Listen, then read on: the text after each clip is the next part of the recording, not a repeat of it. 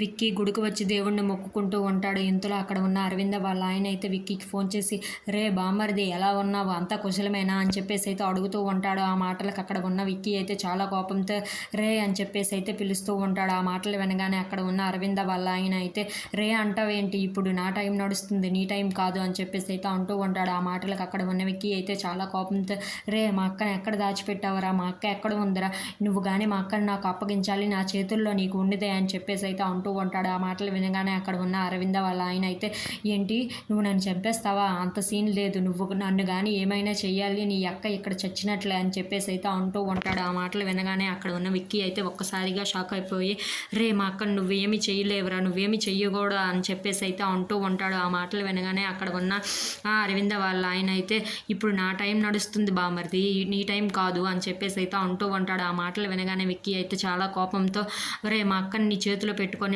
విన్ను మాట్లాడుతున్నావు కదా, ఒక్కసారి మా అక్కను నాకు అప్పగించిన తర్వాత నేనంటే ఏంటో నీకు చూపిస్తానని చెప్పేసి అయితే విక్కీ చాలా కోపంగా అంటూ ఉంటాడు. ఆ మాటలు వినగానే అక్కడ ఉన్న అరవింద వాళ్ళ ఆయన అయితే, ఏంటి మీ అక్కని నీకు అప్పగించిస్తే నువ్వు నన్ను చంపేస్తావు అంతే కదా అని చెప్పేసి అయితే అంటూ ఉంటాడు.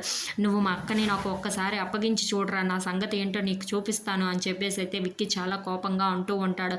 ఆ మాటలు విన్న అరవింద వాళ్ళ ఆయన మాత్రం నవ్వుతూ ఉంటాడు. If you like this video please subscribe.